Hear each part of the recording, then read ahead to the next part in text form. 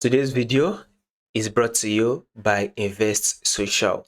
Invest Social is a community where you can share your ideas, you can share your strategy, you can also get to learn from other people or traders. It is also a community which is very lively and very lovely and also very fun.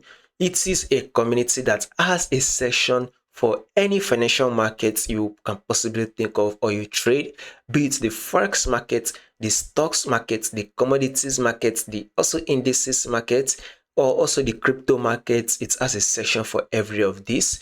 It is also a community where you can get to trade, right, with other traders, right? It is also a community where you can learn one or two things. So to be part of this community, guys, make sure you visit investsocial.com.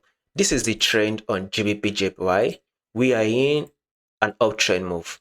It is very clearly that market is trending to the upside. So for a couple of days, if you have been following us back to back, we have been predicting a buy, a buy, a buy, a buy, a buy for a couple of days, even going to about 105 days. So going to like a week right now, we've been predicting the movement upward. Now let's zoom it in a bit on this 4-hour time frame.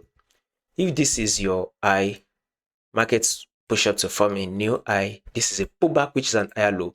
Market was able to push up again to form a new high, right? That took out this previous high. Now here comes the pullback, which is an higher low.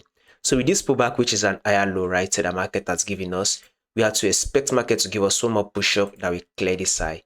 So one more push up that will clear this high right here, that will eventually form a new higher high, is what we have to expect on GBPJPY. So we have to expect GBPJPY to give us one more push up. So let's see that push up to a level of 216.500. So I believe our next potential movement on GBPJPY is a level of 216.500, and possibly we are likely to smash or break above it.